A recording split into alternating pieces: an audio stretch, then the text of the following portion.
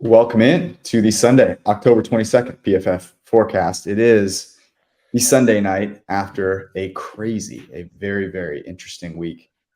We are going to kind of try and recap that by power ranking the AFC teams after seeing Miami get the doors beat off them, the Bills get embarrassed, and the Lions get embarrassed, and the Ravens look awesome. So where that all shakes out, we'll take a look. Do a quick segment on which contenders need to trade for what. And then, of course, we've got week 8, guess the lines. It's going to be a great show. Let's rock.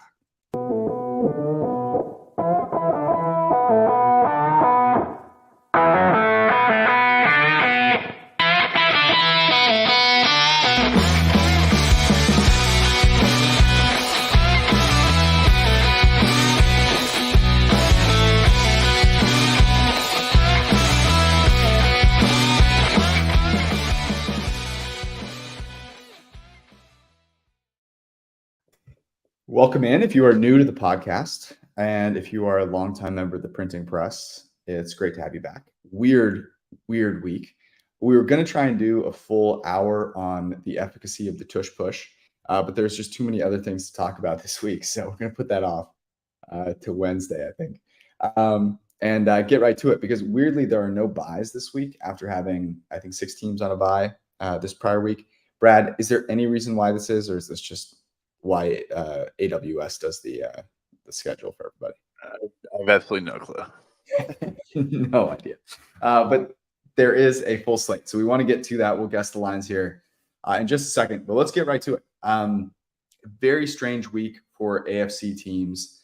KC kind of, held serve, but Ravens looked super impressive. Lions got the absolute crap beaten out of them.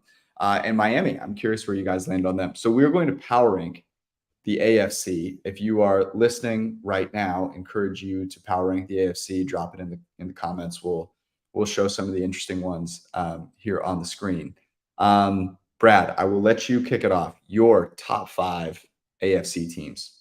Yep. So first is obvious, the Kansas City Chiefs, who I just don't see losing this year. Then you have the Baltimore Ravens, who went from 5, if I had to do it last week, all the way up to 2. Then I have the Jacksonville Jaguars, who I've just been super high on. I'll stick with that. Pick them to have the number 1 seed in the AFC. They're in the mix at least. The Miami Dolphins are down at 4 now, and the Buffalo Bills rounded out at 5. I had basically the same. I went Chiefs at 1, Baltimore at 2. I went Miami at 3 just because I still trust that offense a little bit more than Jacksonville, which can be a little bit it stutters sometimes. They'll have some lapses. And I just think Philly is just a really bad matchup for Miami on paper, especially with the D-line advantage. So yeah, Miami at 3, Jacksonville at 4, and then I did go Buffalo at 5. All right. All compelling.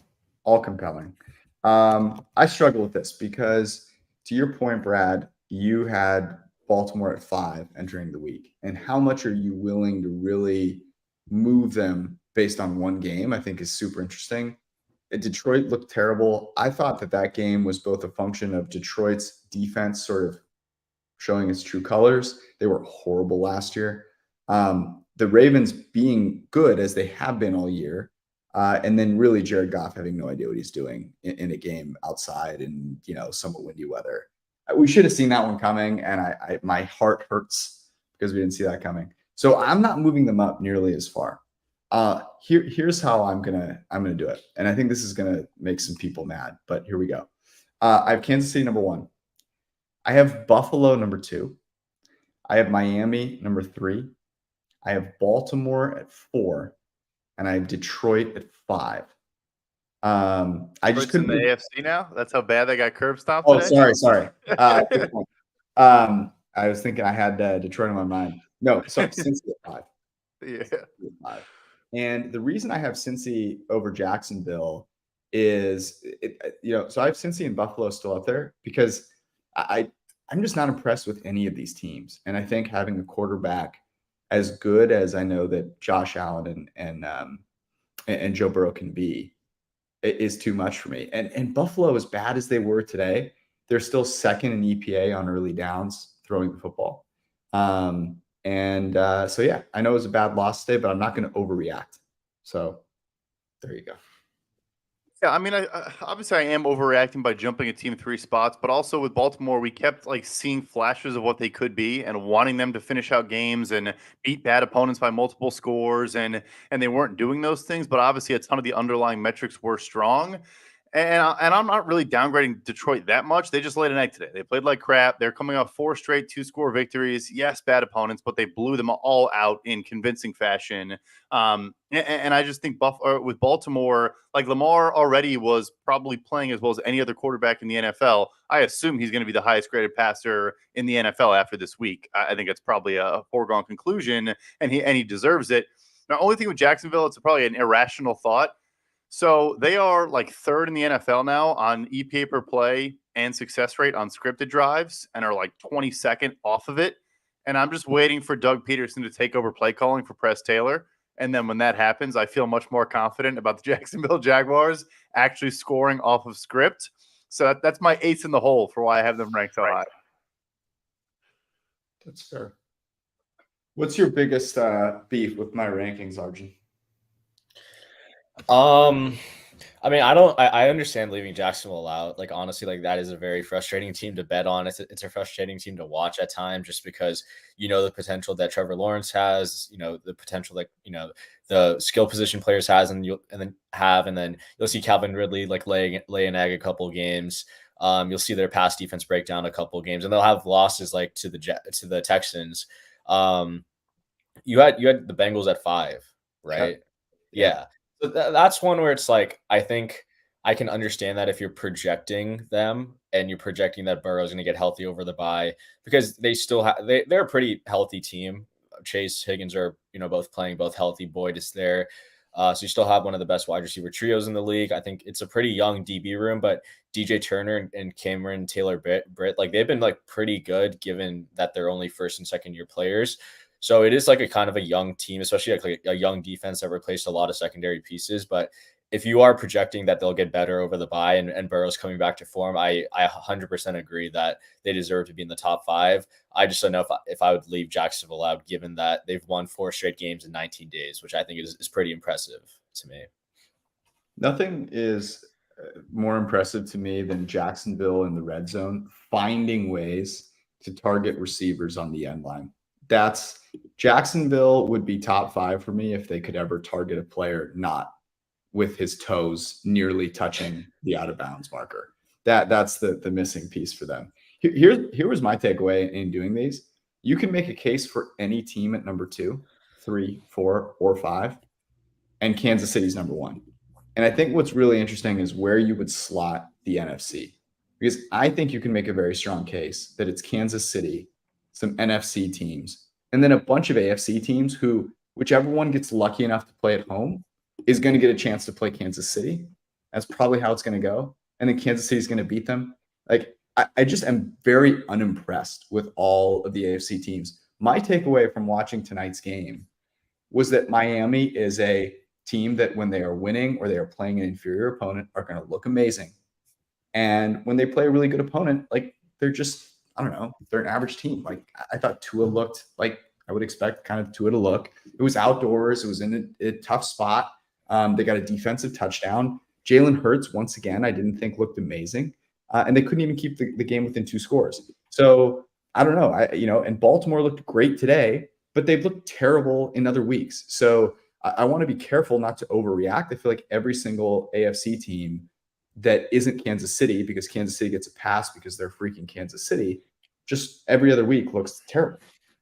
Even though I'm further down on you than Miami and probably have been, the whole year, obviously, compared to our guy Judah, I would push back a little bit on like them playing from behind. I wanted that's a narrative that I've had. Not that I wanted, that's a narrative that I've had.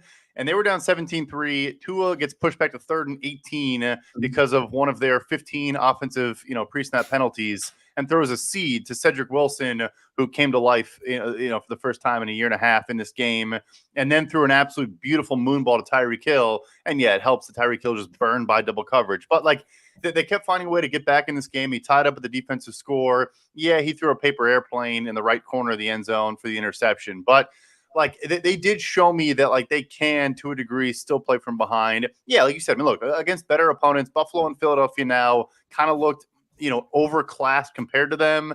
they were missing their top 2 corners and 3 offensive linemen. And like, I don't know, a couple bounces go different ways. Philly doesn't go 7 for 7 on tush pushes, which I guess we should expect. Like, it could have been a 1-score game or even a tie game late in the game. So, yeah, I mean, I agree with the general point, but I think tonight I actually, weirdly enough, kind of gained respect for their ability to play from behind a little bit. Did you guys so the way I thought about it is Kansas City against any of these teams on the road should still be a favorite. But I think with every other team, it's whoever's at home should be 2.5, 3-point favorites. And I really don't like, you could just pencil them in. It doesn't really matter the order. And I think the NFC teams, like I would make San Francisco a favorite on the road against all the teams, but Kansas City, I think you make a case for Philly there. And maybe a case for Dallas. Probably not as well.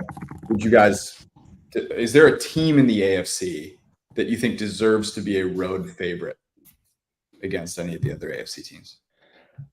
No, I'm with you. Yeah. I don't think in the AFC. I think there is a team in the NFC that I would say should probably be road favorites against everyone else. Arjun, we have a question. Where would you rank the AFC? Seriousness. People in all seriousness. So yeah, I gave my 5. Yeah. At 6, I would put the Bengals. At 7, I would put the Browns. With Deshaun Watson or PJ Walker? With Deshaun. Because with Deshaun Watson, they are terrible. Yeah. I mean, at 8, like, I think Chargers probably fit in at 8, but I wouldn't even mind you putting like the Steelers there. Like Tomlin just finds ways to win games. Too far. Stop. Okay, stop. yeah. Charger. I think So I think Chargers are probably in that 8 range. But like again, I can make the case for this like Steelers or the Jets being above the Chargers just because of how good those defenses are, well coached. And on it, like I've said it, like I don't think Herbert's playing that well in the past couple of weeks. So if he's not playing well, he's not able to mask kind of the other deficiencies. So I would say in that 8 to 10 range for me. Yeah, I think that's fair. By the way, like this is a fantastic comment. Steelers are 2-4, 2-4 team and 4-2 clothing. Yeah. Welcome, Beat Gamer 99 to minus 24 point differential this year. We are really shaping up. It won't quite be as wonderful as the Ben Roethlisberger final season call when they were undefeated, that they were cooked and overrated. But it is going to be sweet when the right time appears for us to totally fade them. But the Steelers are making the playoffs over the Chargers. Like it's not even close, right? Like it doesn't matter how good of a team they are. They just find ways to lose, and the Steelers find ways to win. As weird as that is. Okay. Real quick before we get on to week 8. So we just talked about the AFC.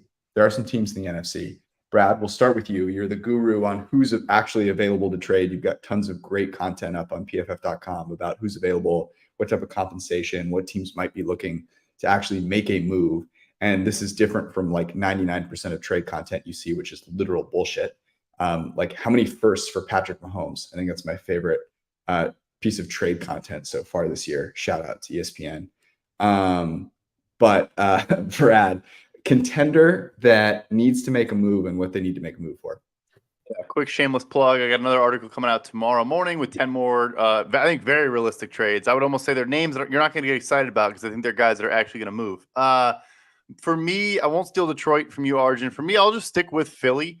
I still think we saw issues in their secondary, and I think a safety or a corner for them. I think Kevin Byard in Tennessee is super appealing to me as a free safety that is, one of our highest graded safeties over the last 3-4 years, a stud on a cheaper veteran deal, or a smaller move like a Jalen Mills, bring the guy back, played there for 5 years, tweets about how he's not happy with his snap count in New England, can play safety, can play corner, can move all around. Not flashy, not sexy, but I just think they need another piece in that secondary in Philly. Yeah, no, I agree. Interesting that you're saying that coming off the night, they probably had their best defensive performance against the number 1 passing offense. But I do agree. I think Howie's probably going to make a move. And like you said, yeah, I think Detroit needs to make a move.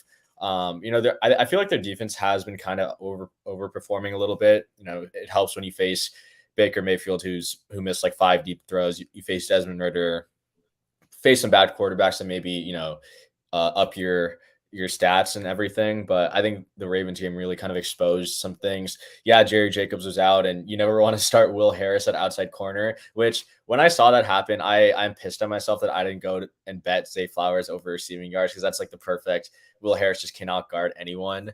But yeah, I think they need to add a corner. Obviously, losing Mosley for the season really early in his first game back, that was brutal. I think they need to add a corner. The Lions have been playing a little bit more zone than in years past, so they don't have to find like a man heavy guy or someone who plays in a man scheme, which maybe they would have had to do in the past couple of years. But I think this year they just need a better body out there to kind of supplant what Cameron Sutton's giving them, who has been pretty good given the deal he signed. So I think corner for the Lions. I also wouldn't mind them trading for a pass rusher, just because I feel like it's mostly Aiden Hutchinson right now, and James Houston is not really living up to the rookie hype that he set last year.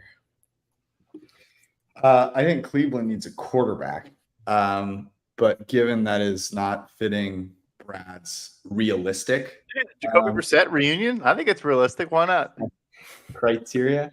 So I think a couple come to mind. The first one that I'll mention is Kansas City, like Ray Rice. Jesus, it has been a long day. Rashee Rice. Oh man, Rashee Rice looked nice. But I do think they could use like an actual receiver out there. They're very, very sensitive to Travis Kelce not getting banged up. I feel like every time Travis Kelce catches a pass, I'm worried that he's going to get banged up. So that's a big one. And then Buffalo still doesn't have a pass rush. Like, I think someone commented on how Mac Jones is able to move the ball down the football field. And it was honestly super impressive. But at the same time, like he was able to get throws off where I really don't think he should have been able to. They're below average in pressure rate this year. I know that's like, hey, we need Von Miller to come back, but like, how long are you going to wait for him to turn into vintage Von Miller before you actually go out and make a deal? So in a year that I do feel things are wide open, I know Buffalo looked terrible today, but I really think the opportunity is there. I don't know if they can make a move realistically, Brad, for someone like a Danielle Hunter, but I do think if they got another pass rusher, that would be clutch. Yeah, they could. I like that one too. All right. It is time for us to guess the lines. Before we do, reminder that you just spent, 12 hours on the couch watching football. You probably don't feel super healthy right now, but one way to make sure that you get yourself back on the train tracks and feeling good is with AG1. I wouldn't say that it can cure all the terrible things you do to your body, and it won't make you feel better about the bets that you lose on Sunday, but it will help you get through the week and stay in good shape and prepare yourself for Sunday. I personally use it and really appreciate what it does for me, especially when traveling. They have these travel packs that are fantastic. And if you sign up at drinkag1.com/PFF, you will get 5 free travel packs plus a year-long supply of vitamin A. And here's the great thing about AG1. It gives you all the supplements that you need, and you don't have to worry about, what am I eating? What am I going to get from the grocery store? Am I counting all this random garbage? Like, you get the supplements that you need. And it's super easy to use. You just mix a couple in a glass of water, a couple scoops in a glass of water, guzzle it down, you're good to go. I won't lie to you and tell you that it like tastes amazing. It's going to require a little bit of grit for you to get through it. But if you have that, then you won't have a performance like the Lions had today, which totally lacked grit. So go get yourself AG1 Athletic Greens at drinkag1.com/PFF. Get yourself 5 free travel packs and a free year supply of vitamin A. It's less than $3 a day. I don't know what you're waiting for. So go make it happen. Okay. Week 8, full slate. Thursday night, we have Tampa Bay and the aforementioned Buffalo Bills. Brad, we're going to start with you. I had the Bills -8. I also had Bills -8. I had the Bills by 7 after talking them up and how much I love them. I am the shortest here, so welcome. Let's see. It is Bills by, looks like 8 and 7.5. 7.5. Looks like it's 7.5 actually overall. So Bills by 7.5. Brad, Arjun, you guys taking the Bills here? That's a teaser leg for me. I don't trust them to cover over a touchdown as much as I don't believe in Tampa. I do believe in their defense. Think it's a good unit. Looked good again today for the most part. So, yeah, it's a Bills teaser leg for me. Yeah, same. I mean, they burned me on this week's teaser leg, the God teaser with them and the Niners, but we'll go back to the well. Yeah, I'm not gonna bet this one. I am tempted to because I think that that is a kind of a large number, especially given how the Bills have managed to keep things pretty close. This one, and here's the thing: I just talked about it. The Bills haven't been great rushing the passer, and if you're betting on Baker Mayfield, you want to do so in a situation where he can, sit back in the pocket and make some throws. I don't really know that they can cover Godwin and Evans. But I hate fading the Bills at home on a short week after an embarrassing loss. I'll hold off. But you can tell I'm trying to talk myself into Baker Mayfield. I will not do it. New England and Miami. This one is in the friendly confines of Miami. Brad. I had Miami minus 7.5. Oh, I went like Dolphins minus 11. Wait, Love Brad, that. did you actually say 7.5? Is that way too short? What was they just played the Bills? Was that at home or was that in Buffalo? At home. And they were plus 7.5, no, plus like 9, 8.5, 9. All right, so you can see on the screen here, I'm putting I was short. What the printing press. These are the people that participate in the Guess the Lines contest, which you can enter as well on the PFF Discord. The average there was 9.3. Arjun, you're at 11. I went 13.5. Wow. See, here's the thing, okay? I feel like every week we come on here and we're super impressed by the impressive performances each week, okay? We love the game of football. We love to see impressive performances. And every week, the following week, they come out and they're not that impressive because football is a small sample game. Weird stuff happens. You feel good about yourself for a week. You come out the next week and someone's trying to take your head off. And I'm just not going to overreact to New England winning one game. I overreacted to New England almost beating Philly, and I'm not doing it again. So that's why I'm at 13.5. What is it actually? It is 10.5 at FanDuel, 11.5 at DraftKings, 10.5 at Pinnacle. We're going to call it 10.5. I think that's probably what it'll end up at. I'm going to take the Miami Dolphins. I already know that my sheet for the Guess the Lines entry is going to has a massive play on the Patriots, so that's tough. I think honestly in my head I was just like, this is a one-score game the first time they played and just threw a hook on it and kept moving. I probably did not think about it long enough. I mean, I'm not taking the Patriots.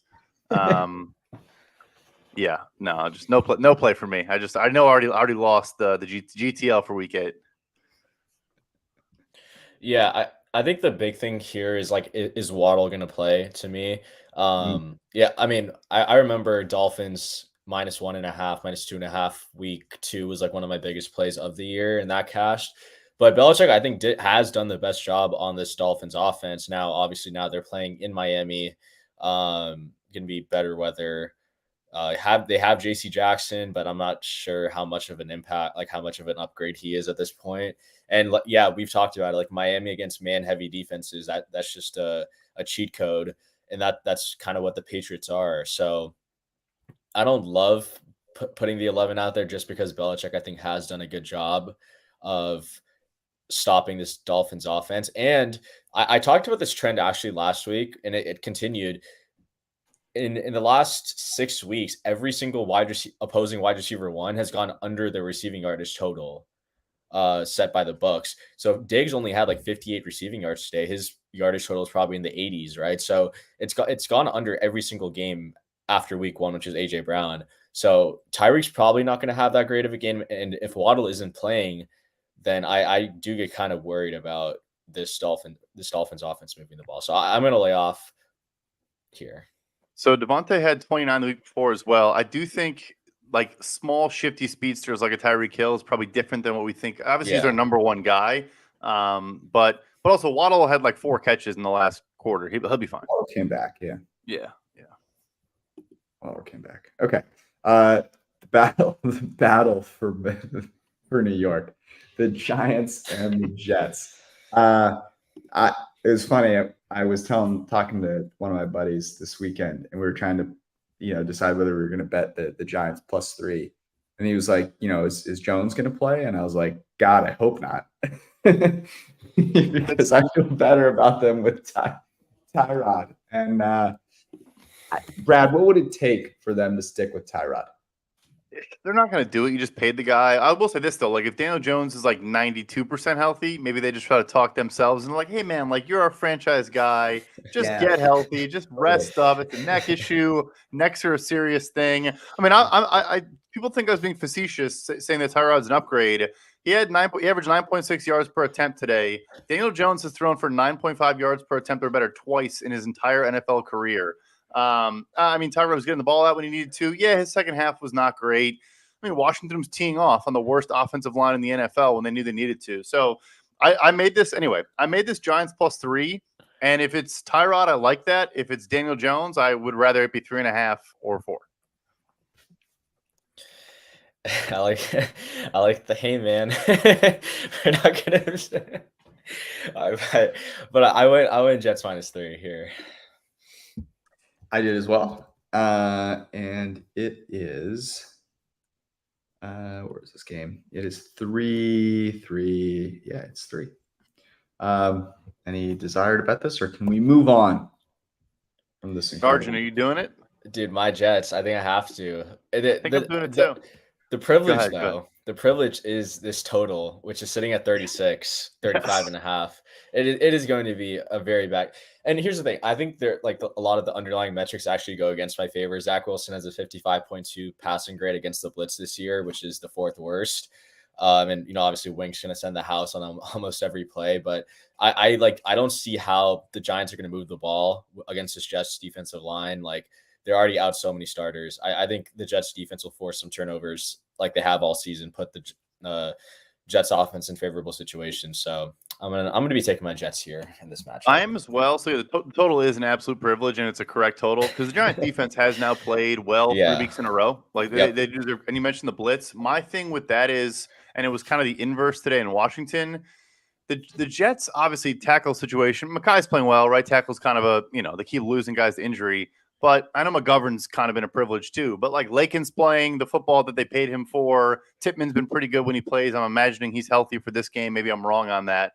Like, I like this interior enough to hold up enough against Dexter and Leonard Williams. And I'm not afraid of the, edge guys at all for New York. So anyway, I'm riding on the Jets with you. I will not. I like that side. If I was going to bet either side, that's what I would rock. But I'm not going to jinx it for you guys. I do think it's kind of interesting though. Like the Giants, there's a lot of teams that won today that probably were going to wish they didn't win today. And I think the Giants are one of those teams. So maybe they get back on the tracks and try and lose this game. Jacksonville and Pittsburgh. This one is in Pittsburgh, Brad. Steelers +2. I went Steelers +2.5. That's where the good people, the printing press were at. I went Steelers getting a full 3. And it does not look like that is the case. Wow. Steelers getting 1.5. Yeah, you mentioned pre-show, or you mentioned during the early part of the show, are we going to get an opportunity to fade the Pittsburgh Steelers? The answer is yes, we are. Yes. The answer is apparently yes.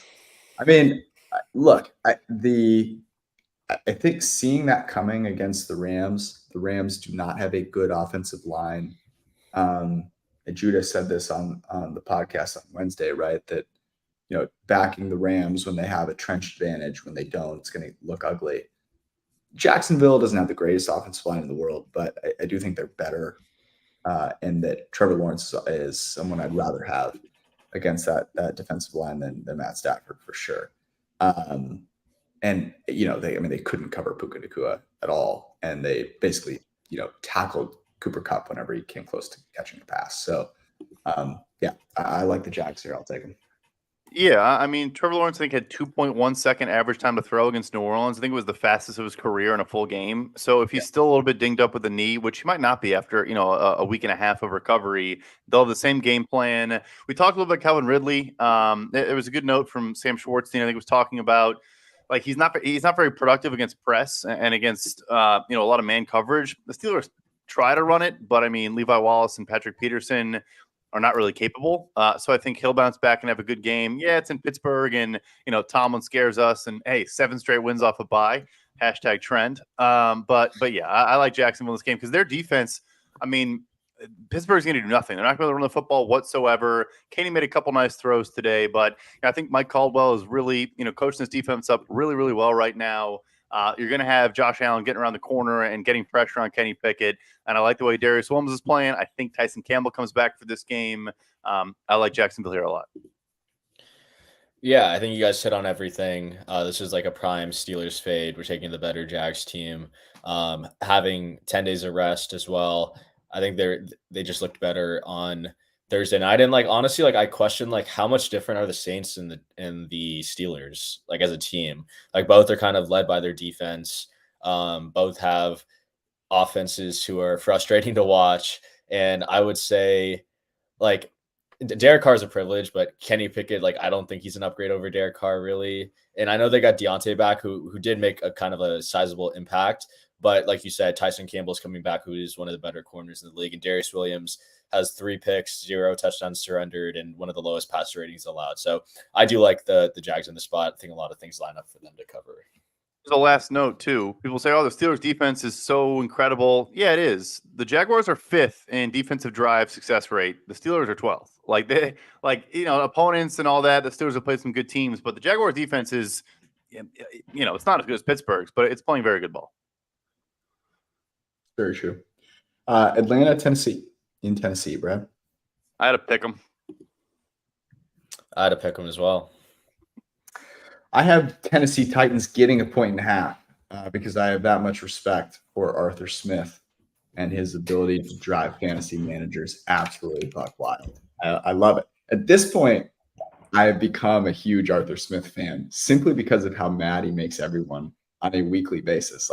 Literally the thing you can count on most in the NFL this year is actually Arthur Smith enraging fantasy managers. That's literally it. There's nothing. If you could bet on that every week, you'd be undefeated.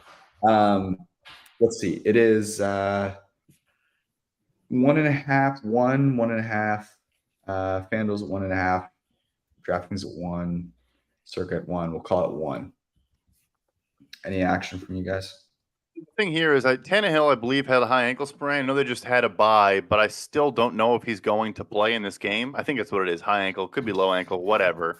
I can't back Malik Willis or Will Levis. Obviously, Will Levis looks terrible in practice because he's not playing ahead of Malik Willis, who had a 3.55 second average time to throw and took 4 sacks on 12 dropbacks last time he played. So obviously Levis looks terrible, as well.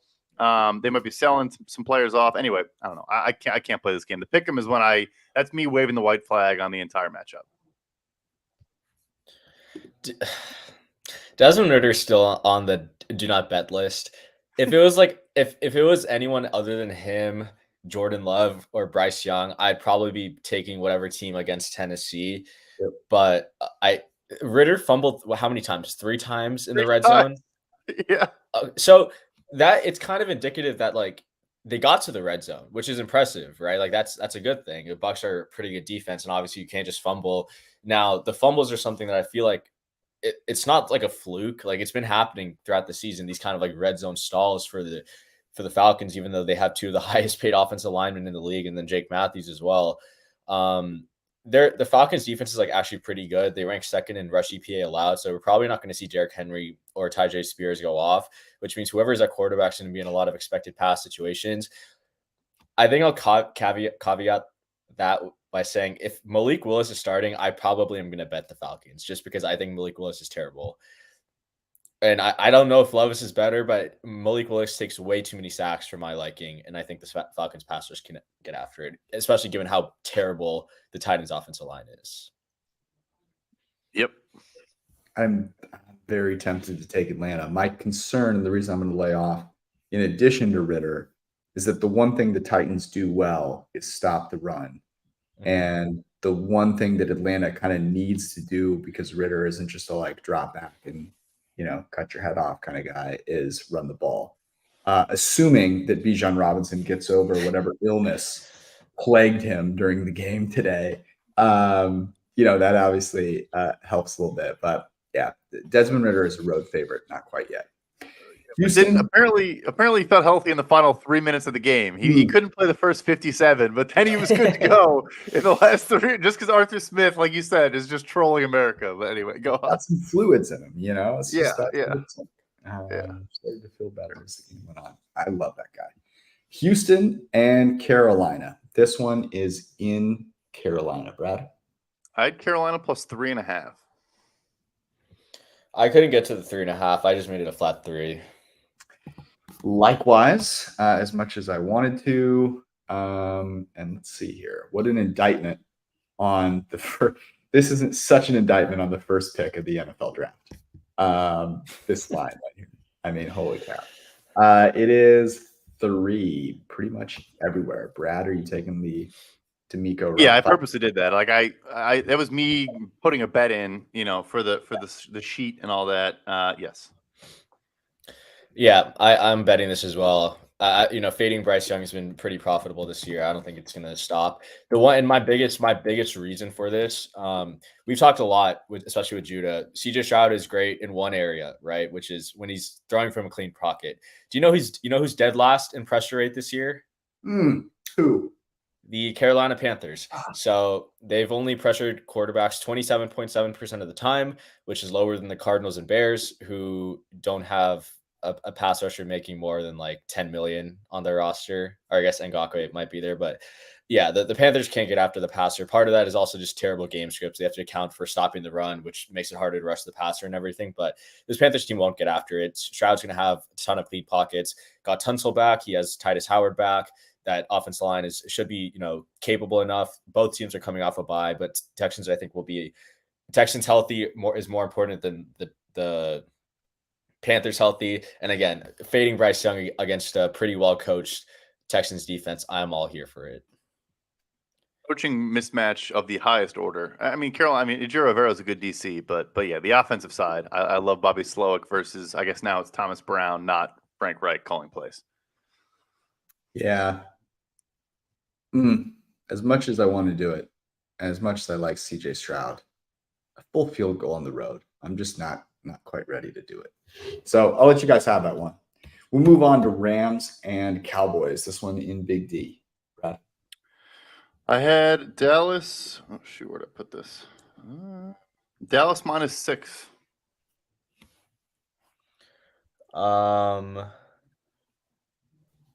I went Dallas -6 as well.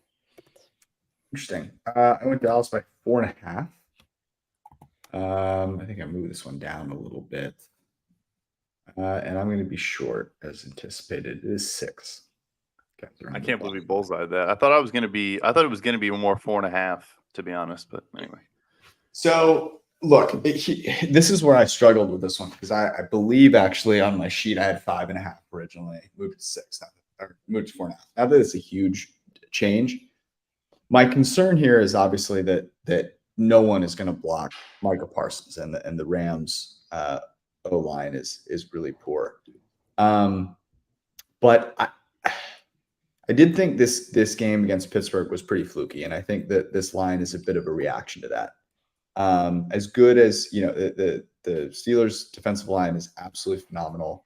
Not saying that they're necessarily better than the Cowboys, but they're certainly on that same tier. And I just think that that game at home against the Steelers might be as challenging a place to play as any. So I don't know that going on the road against Dallas can be any harder. And I think Stafford honestly is playing better football than Dak Prescott. So give me the better quarterback getting points. I will take the Los Angeles Football Rams. Nice. I want to take Dallas. I mean, the big thing for me is, I mean, the Cowboys probably have the best guard duo in the NFL right now in Zach Martin and Tyler Smith. So if you Mhm. can mitigate Aaron Donald to a degree, I don't know how you don't move the ball fairly regularly against this defense. And the Cowboys are one spot behind the Rams in drive success rate this season. They're seventh. The Rams are sixth. 6 is too many points. Like, this is a Mike McCarthy masterclass, and he'll screw some things up and just make this a closer game than it needs to be. So I'm trying to talk myself into Dallas, but I'm not going to get there. Where's that tweet? We need that tweet. Arjun, did you send it in our Slack? Who sent it in there? Where it was Yeah, like, or I don't know what. Let me pull this up. Here it is. Here's the quote. It's not popular. This is Mike McCarthy on the decision kick of field goal before halftime. It's not popular, but at the end of the day, when you make decisions in a game that results in a win, it's the right decision, whether you agree with it or not. That is, I cannot fathom how that is said by someone making as much money as he is to make decisions on a football field. Whether you have Josh McDaniels in a room and it'd be like, explain the butterfly effect to me, like, in your best words. Wow. Yeah. So I like, look, the best thing about that is now I actually feel this is an opportunity, right? He is emboldened by his decision to be super conservative.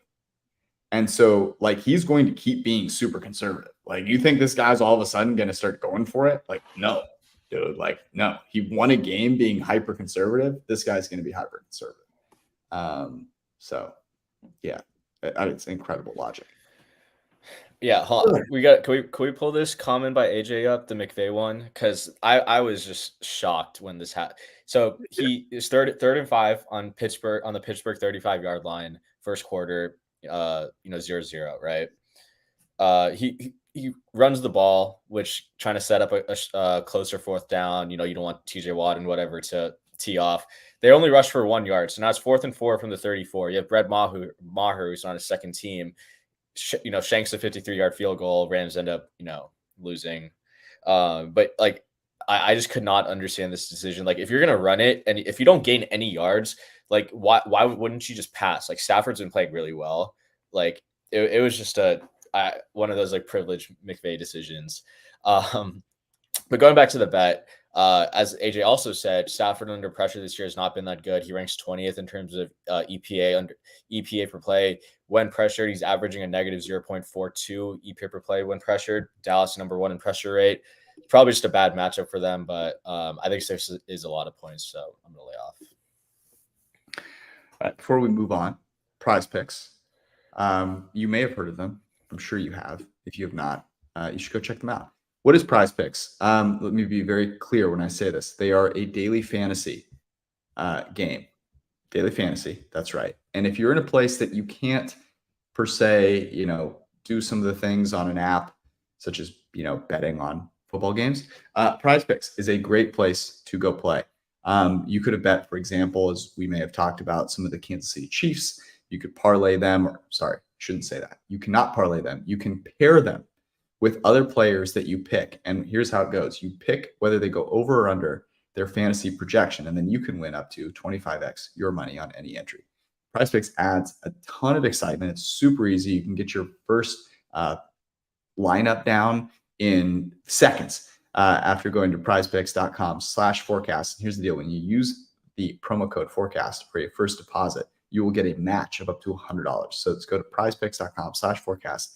Use the code forecast for your first deposit match of up to $100. You can make entries in 60 seconds, super easy, and it is legal everywhere. So go make it happen. All right, next up, we have Minnesota and Green Bay. Minnesota, of course, plays tomorrow against San Francisco. My logic was I had it as Green Bay -1.5. I watched Green Bay play, and they stink. So I moved back to a pick 'em, and then I recognized that the Vikings are going to play the Niners tomorrow night in prime time and probably get demolished. So then I moved it back to Packers -1.5.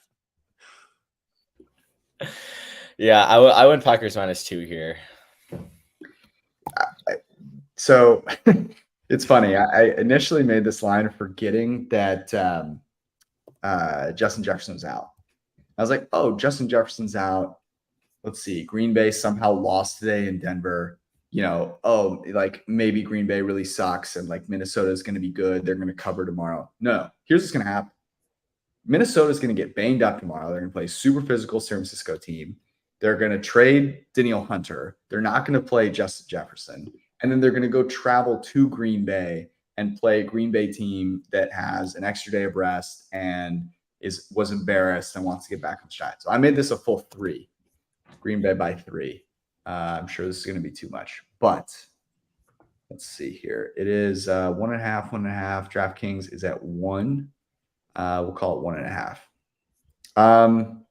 I feel compelled just because I gave that sermon right there. I will take Green Bay.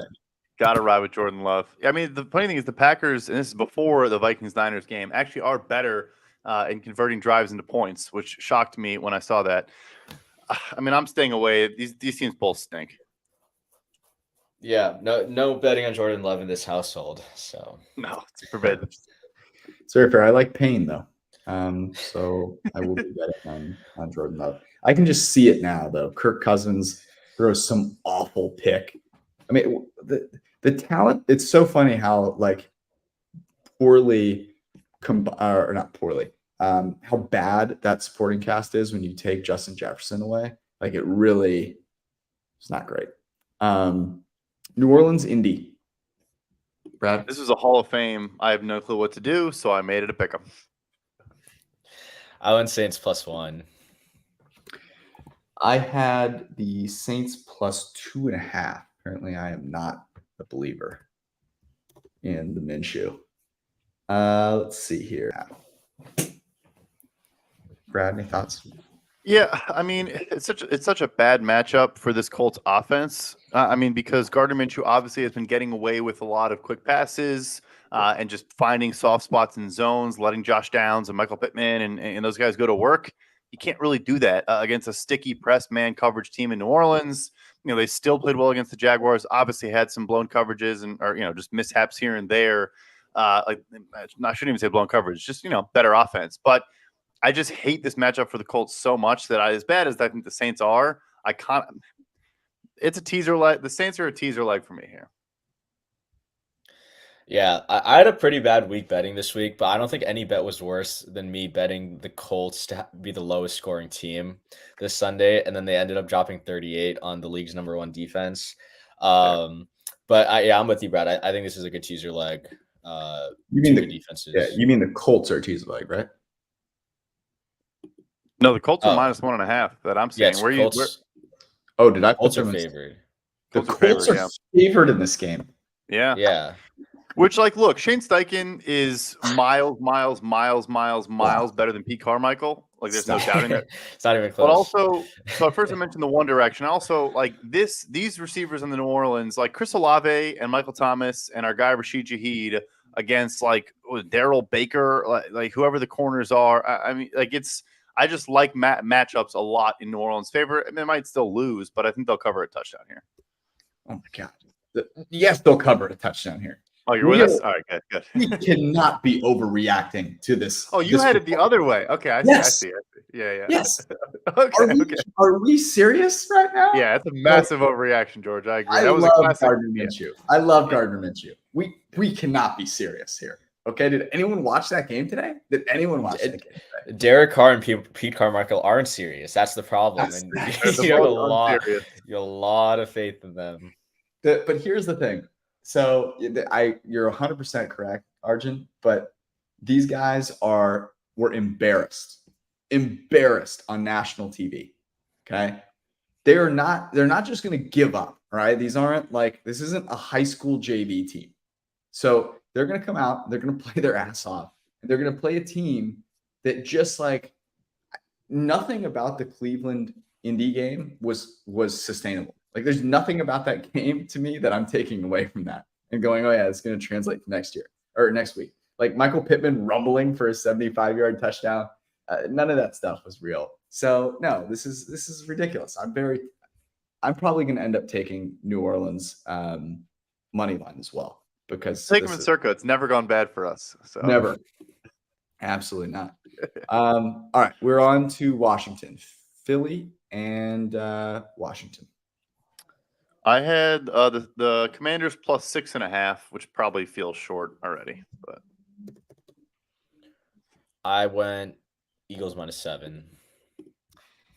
I could not get to a touchdown. I went Eagles by 6.5.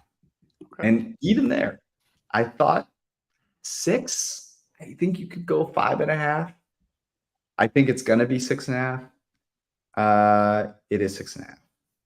I'm shocked. I thought I was going to be short there. Well, look, they played in Yeah. Philadelphia Yeah.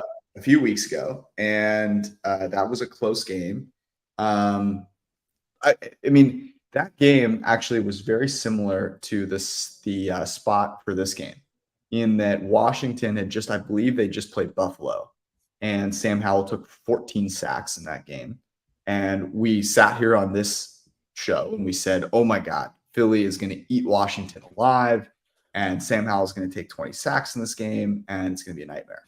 And of course, Philly didn't quite do that. They played a little bit down to the level of competition. Sam Howell threw the ball around the football field instead of taking sacks, and it was a close game. And I think did Washington win that game, but they definitely covered that game.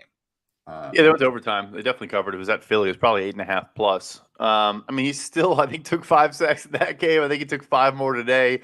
I genuinely think if he doesn't get hurt, he might actually set this record. He doesn't know what throwing the ball away is. Like, he doesn't know what it means. He doesn't understand the concept.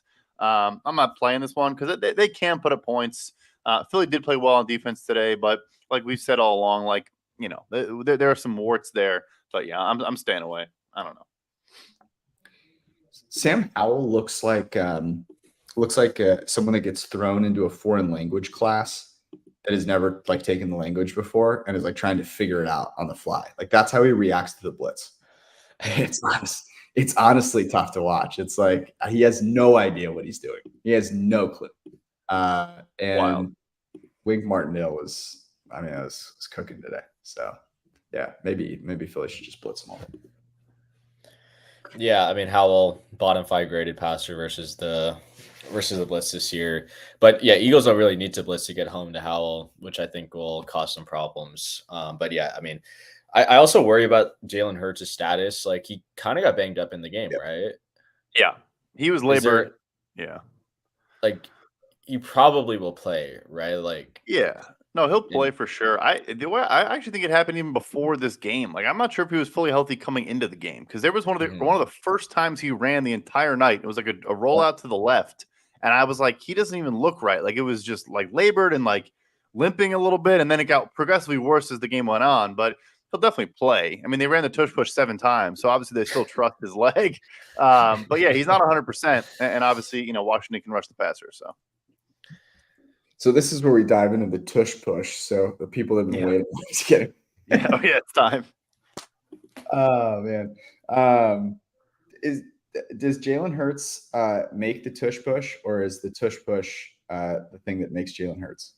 Next, Jason Kelce makes the tush push, and Jalen Hurts. Those two, I think you need the best center of all time and the quarterback with the greatest deadlift and squat numbers of all time, and then it becomes an automatic play. If they ban it, that's sad for the league. No one else is 100% on it. It's just Philly.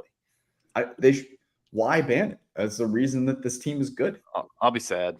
Yeah, it's ridiculous. Just absurd.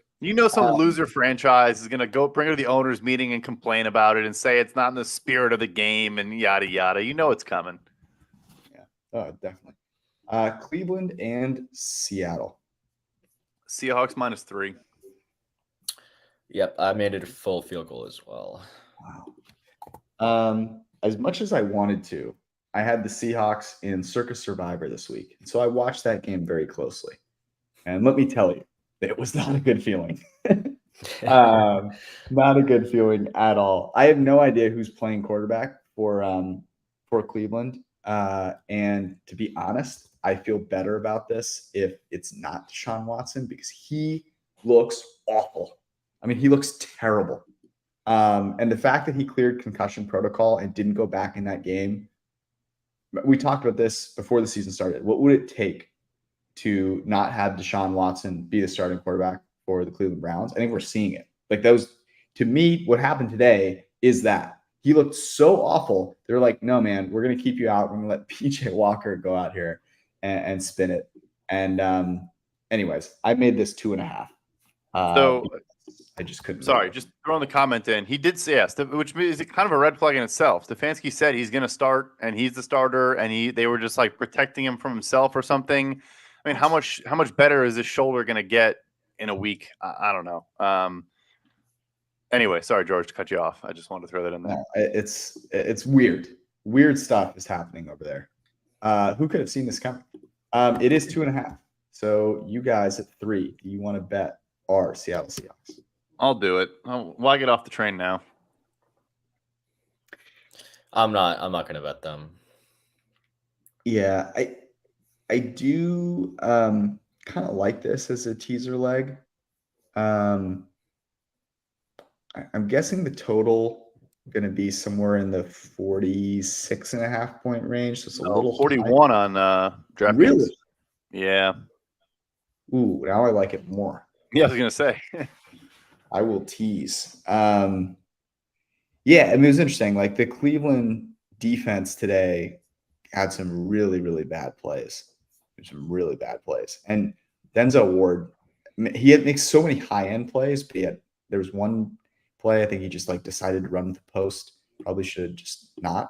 But yeah, I like this as a teaser leg. Actually, before I put that in, do we know if DK Metcalf is going to be out for like multiple games or just this past game? That changes my thoughts. My read on it. Go ahead, Arjun. Yeah, he was a game time decision, right? So I would assume that he plays next week if he didn't play this week. And, they probably thought they could win without him against the worst, against Arizona. So I think he's probably back next week. All right, I'll leave it. That was the first game he's missed in his career. And he plays through some stuff. Yeah, I'd be very surprised if he didn't play in this game.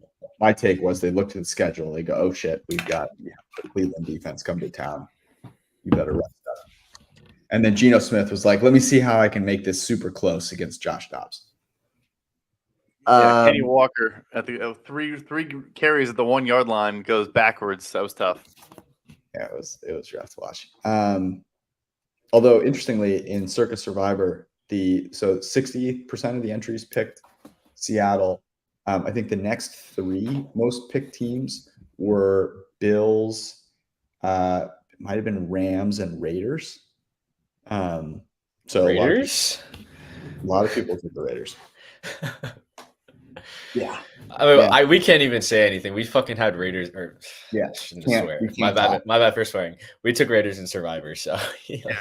No faith in Tyson Bagent. I'm now a believer. I'm probably the one who made us take him in Circa. How dare I doubt the legend that is Teabag? The guy is going to roll in it. We're getting there. We're getting there. Anyway, the best thing about I was watching that game, and we talked about it on the podcast or not on the podcast actually, in our Circa conversation about whether he had an arm or not.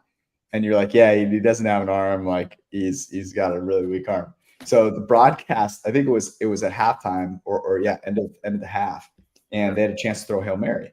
And I forget who was calling the game, but he goes, yeah, I mean, Tyson Bagent's got a strong arm. Let him go out there and throw it. And I'm like, you're literally saying that because the dude has tattoos. Like you just think he has a strong arm. Like that's it. You have no idea. You've never seen this guy play.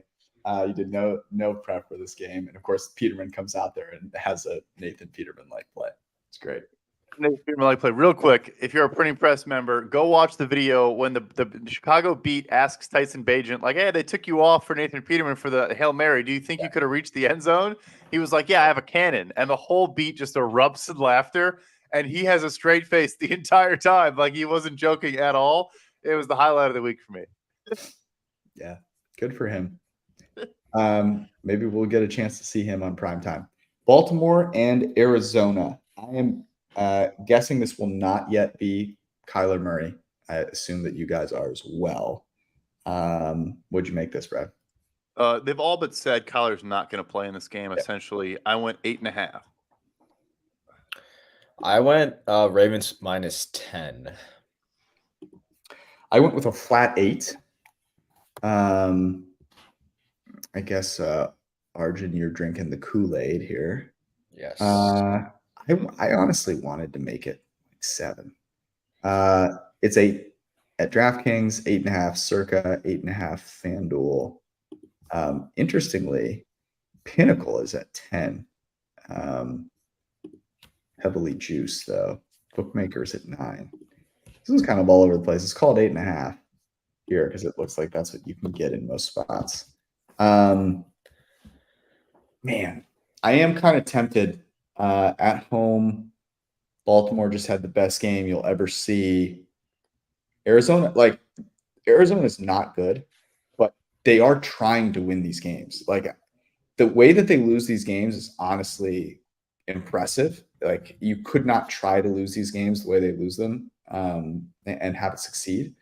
So I don't know. I do think 8.5 is kind of a big number. I would definitely lean Arizona, but I'm not going to bet it. I'm with you. As much as look, I'm drinking the Kool-Aid as well. The first 5 games of Baltimore was like not covering this type of spread against this type of team. It is a teaser leg for me though, for sure. Yeah, I mean, I guess I'm the highest on them. I just don't see a way that the Cardinals are going to move the ball against Baltimore. I mean, Baltimore pretty much shut down one of the best offensive minds in the game, and the Cardinals are pretty much a step down in almost every facet. Just with the lack of talent they have on their team. I also just think Lamar's playing at an MVP level. This is a Ravens team that I think has the ability to blow teams out.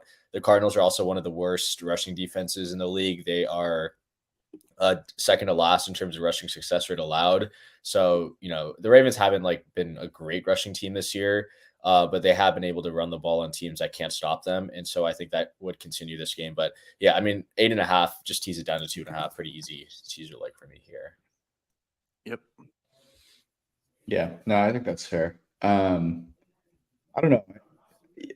Did they shut down a great offensive mind, or was it just Jared Goff? Yeah, I mean, that's true. It's outdoor golf, pretty heavy winds, road golf. Yeah, it's a combination of everything. But I think Mike McDonald's done a pretty good job this year, especially given all the injuries he's had. That's fair. Kansas City, Denver, a rematch. This one in Denver. Brad? I had the Broncos plus 9.5. I went Broncos plus 8. All right. I knew I was going to be high on this. I went 10. And let's see here. I believe it was 10.5. It closed 10.5 in Kansas City on Thursday night. It is 8.5. 8.5. 8.5. Wow.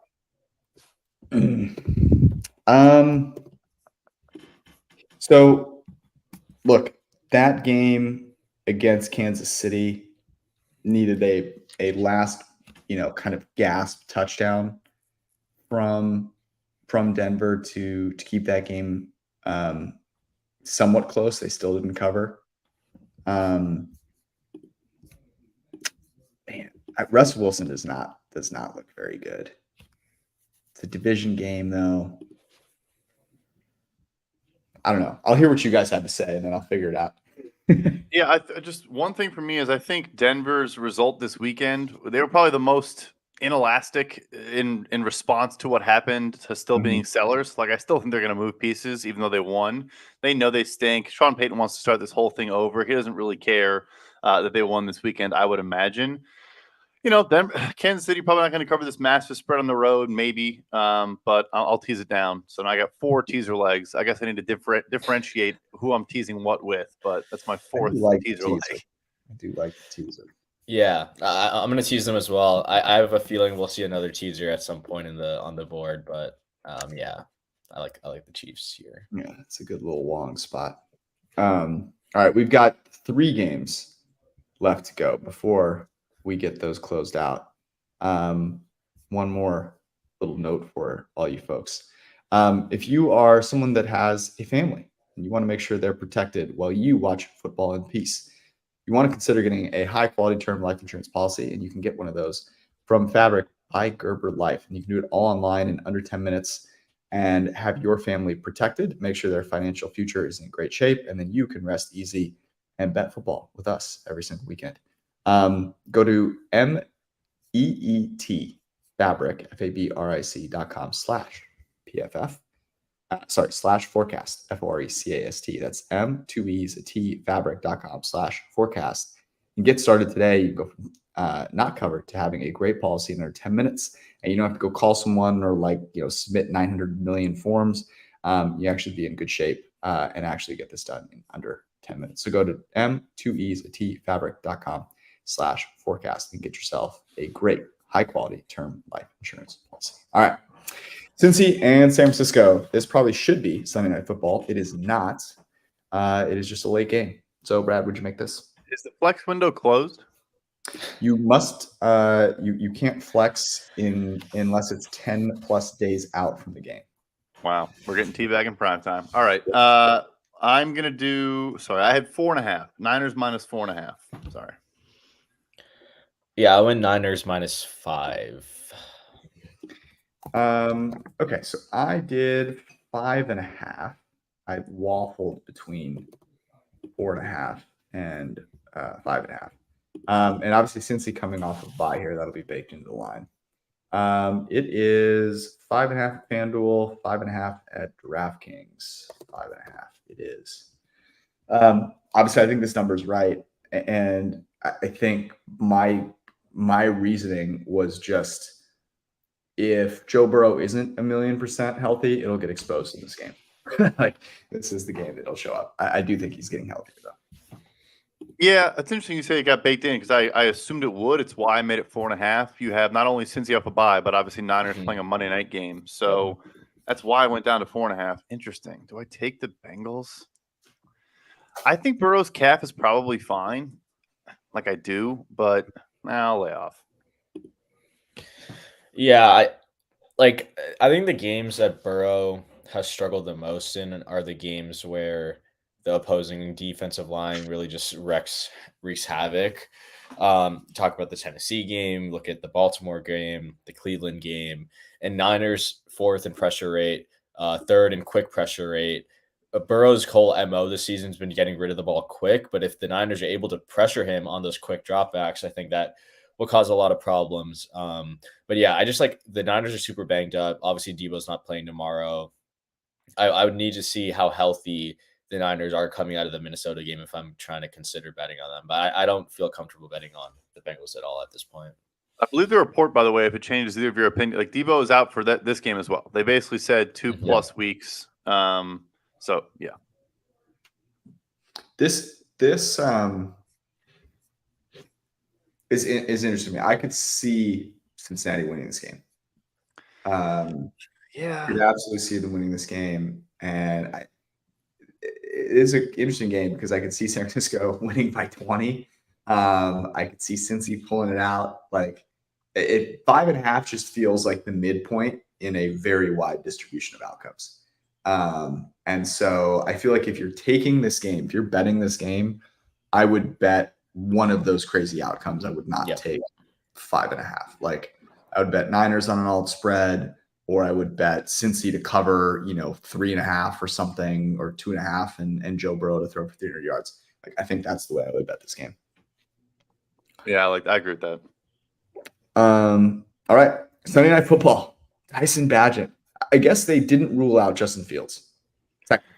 No, he's out. He's out. He's not playing. Okay. We're getting now per PFF Brad. Justin. I mean, look, if I'm wrong, come back to it. Old takes exposed me. I'm not nervous about being wrong there. He'll play against the Saints the following week, is my estimation. This is the Arjun Brad Bowl.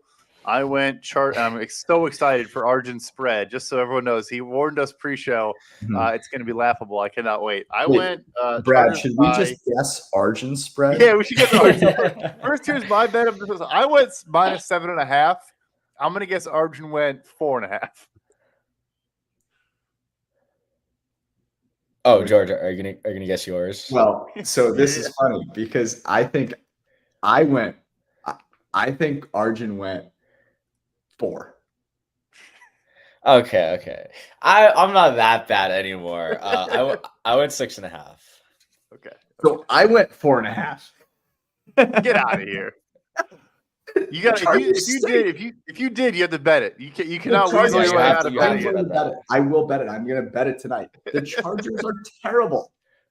The Chargers stink. So here's the reason I made it 4.5. Nothing looks. I thought that the game, the Herbert game, his really bad game was like, okay, that's a bad Herbert game. I saw the same game out of him today. I know it's it's Kansas City, it's on the road, all those things, but Herbert's performed really well in all of these situations. So that doesn't really worry me. Their offense just does not look good. Now I know the Bears stink and all these things. 4.5 is certainly too low, but like I was trying to kind of show, I was trying to do what Arjun was trying to do and show my disdain for the Chargers. It felt like they gave up in that game a little bit. Their receivers are not separating, like all of their big plays. It feels like a receiver is having to make some sort of, big, great contested catch play, and they're making a few of them. But yeah, and Eckler got banged up again in this game. And the thing is their defense is not very good. So yeah, and again, like there probably will be a ton of Bears fans at this game. There will. Well, there probably still will be. It's an excuse to go to California. It's probably already 40 degrees in Chicago. So yeah, probably. I mean, saying that their defense is not bad is a very, very kind thing to say about the Chargers defense, which is currently has a worse drive success rate than the Bears defense. Right. I'm probably getting over my skis because they played bad teams, but the Bears defense kind of turned a corner the last 3 weeks now. They've played well. But yeah, I think you're crazy. What is the actual spread here? Yeah, it's shockingly not 4.5. It's like I'm 9. seeing 8.5 at DraftKings, 9.5 at FanDuel, 8.5 at Circa, 8. We'll call it 8.5. I'm betting. I'm taking Chicago getting 8.5 points. I'm excited. You had to. Riding with T-Bag. What about you, Arjun? Yeah, no, I'm betting it also. No rhyme or reason. Just if the Chargers win this game, it's probably going to be by one score. That's my reasoning. So I was about to say, that I don't want to put a fifth teaser leg on the board, but then I just looked at the last matchup, which is Las Vegas Detroit. So I think I'm going to have 3 Wong teasers. Why not? Yeah, no, that's not let's go weird. Yeah, let's go weird. I hate to be a wet blanket here, Brad, but the Bears have a legit chance to win this game. So that's the meanest thing you've ever said to me. No, the Giants and the Patriots winning today was fantastic. Shout out to those organizations. Yes. Go Arizona. Come on, Arizona. Oh, and the Broncos won too. So that was the good news of today is the Bears won, but everybody else won. Arizona's got to pick it up. Kyler, get healthy, get fresh, look sharp. I'm rooting for you, Kyler. By the way, the printing press is at 6.5 here as well. So yeah, no one has any respect for the Los Angeles Superchargers. Last game, Monday Night Football, Vegas, Detroit. This one is in Detroit, Brad. Yeah, I went Detroit -8. I had the Kitties by full field goal. Or touchdown, sorry. I was like, whoa. My bad. I was like, I don't think I should. It's late at Oh night. my God. Are we getting Jimmy G back for this game? I think so. It's a back, which is always questionable. I'm not really sure. I made it that it was Jimmy G, but I don't know. Look, if it is Jimmy G, I've watched Jimmy G banged up before, and that's the reason Jimmy G is not, in my opinion, still like the Niners quarterback. Because Jimmy G at like peak, like fully healthy, is very like serviceable and can do great things in that offense. The second that he gets injured and is remotely hurt, it's a complete nightmare. And is going to require the team to pick him up off the mat. And this team cannot do that. I had Detroit by 11.5. Wow. In this game. Yeah. Also, how many games do you think Jimmy Garoppolo has played in the last 5 years at 100%? I would put the over-under at 2. Yeah, not many. Look, I'm not overreacting to this line being looks like 7.5. Yeah, it's silly. Is a huge overreaction. Massive. Look, I get that they look terrible against Baltimore, but this is the NFL. Like these things happen. Las Vegas is is a horrible organization. And the Josh McDaniels thing, like, I know they didn't have a chance to win that game regardless, but I think they had a 4th and 4, at the 4th and goal at the like 4-yard line, something like that. He kicked a field goal to go down by 15. Yep. Like, these things are just No, inexplicable. but George, it was even better. It was the exact same scenario. As this is also we make fun of coaches and everyone appeals to authority and we're just guys on our couches. Sure. He did the exact same thing he did against Pittsburgh, where he had a 4th down. He went for it. They converted. They wasted 2.5 minutes trying to score on the next series. And then on that 4th down, instead of there being like 12 minutes, there was down to like 9.5 minutes. And then he kicked the field goal to go down 15. They actually could have, in theory, I don't know, scored twice in 9.5 minutes or in 12 minutes. But it was like, to make the exact same mistake in every single fashion is just remarkable. It means he talks to no one, he listens to no one, and that's why he's the worst game manager probably in the entire NFL. Yeah, this is a preposterous spread. My biggest thing really for me is you get Lions back in the dome, all that. Max Crosby is the only good defensive player on the entire Raiders roster, and he's got to match up with Penei Sewell. So, like, you might probably neutralize the biggest advantage they have on that side of the ball. And then Devontae Adams, then probably didn't need to play in garbage time, but, like, Jacoby was still out there. Other guys were still out there. Devontae was like, you guys do whatever the heck you want to do. I'm chilling. I love the Lions in this spot. What's the line between Bishop Sycamore and Vegas? I mean, this is a slap in the face to Detroit. I mean, It is. Especially a team like the Detroit Lions, who have plenty of talent, are a good team, and they were just embarrassed. I mean, they were summarily embarrassed in a big game like that. This is going to be, like, I have enough respect for Dan Campbell and so little respect for Josh McDaniel. How different those teams' practices are going to be this week is going to be comedic, right? Because, like, in Vegas, it's going to be like Josh McDaniel's a joke, and all the players are going to think he's a joke, and no one's going to do anything about it. And in Detroit, they're going to walk in there, and Dan Campbell's going to have like 8 venti coffees tomorrow, and he's going to come in and he's going to start cracking skulls. He's going to be doing up downs. He's going to be running wind sprints. He's going to be the dude. Dan Campbell won't have a voice by Wednesday evening. Okay, no voice.